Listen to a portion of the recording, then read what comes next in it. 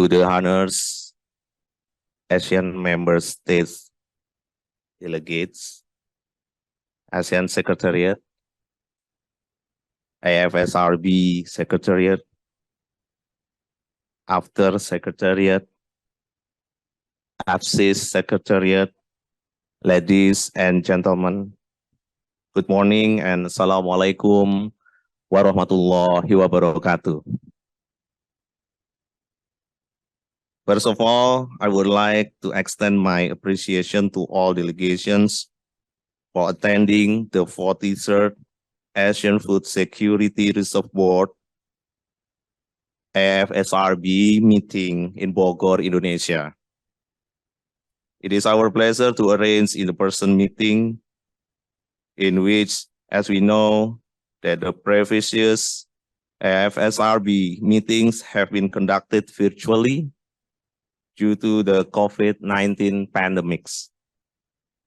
In this opportunity, I also would to sincere my appreciation to AFSRB Secretariat for facilitating and guiding us in organizing this meeting. Please give the applause.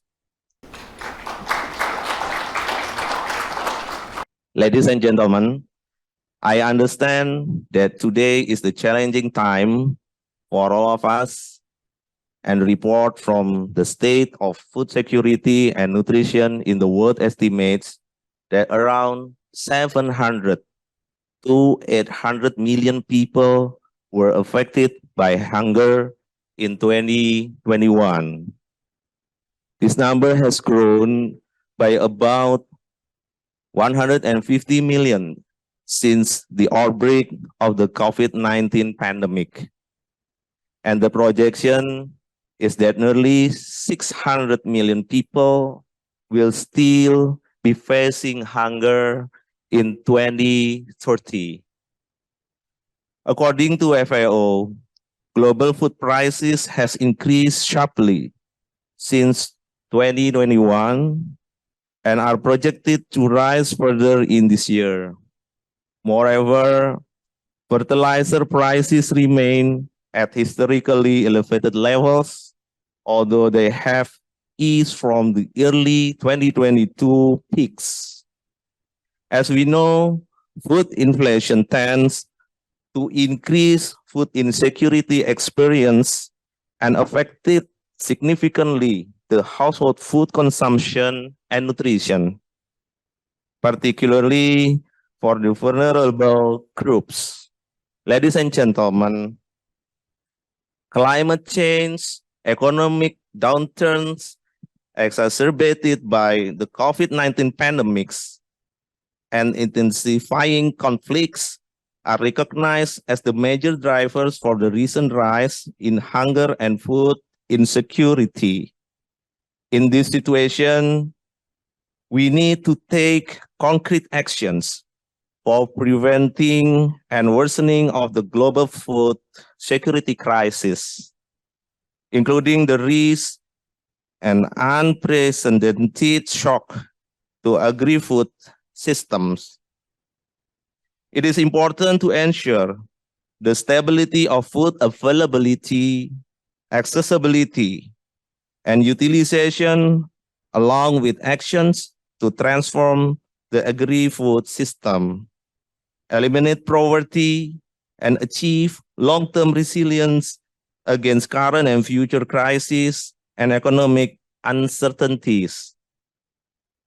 In the context of Indonesia, the National Food Agency, as the government institution that's responsible for food sector, plays an important role in ensuring food security and nutrition.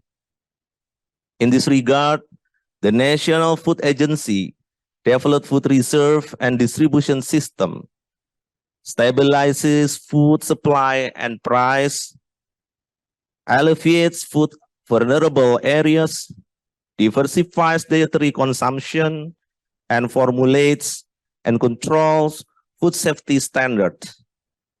The National Food Agency does not work alone, but we collaborate with relevant ministries and agencies state-owned enterprises, private sectors, universities, NGOs, food associations, and farmers.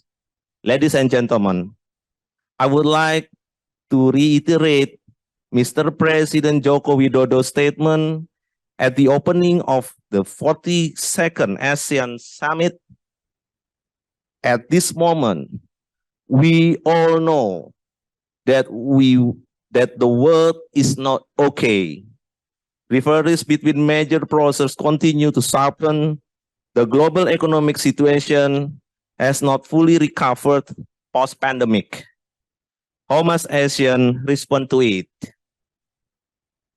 Regarding those concerns, Indonesia holds the ASEAN chairmanship in 2023 with the ASEAN Matters epicentrum of growth. In this regard, Indonesia aims ASEAN to play an active role in creating and maintaining peace and prosperity in the region and the world, as well as to sustain ASEAN as a center economic growth.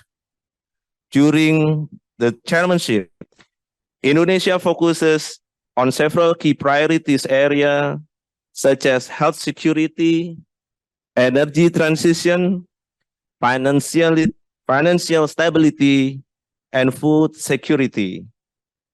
I believe one of the ways ASEAN can respond to the situation is through finalizing ASEAN leaders' declaration on strengthening food security and nutrition in response to crisis.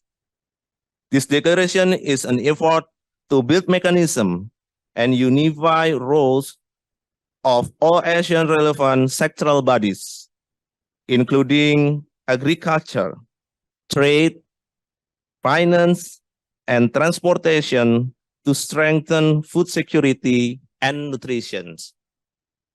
Ladies and gentlemen, I wish our meeting today and tomorrow will be fruitful and could come with a significant contribution to the efforts in strengthening food security and nutrition in the region. Before I close my remark, I also would like to invite all delegates to enjoy Indonesia. There are many beautiful and attracting places in Bogor and nearby that should be visited by all delegates. And finally, I hope that we can continue to work together and meet again in the future occasion. Thank you.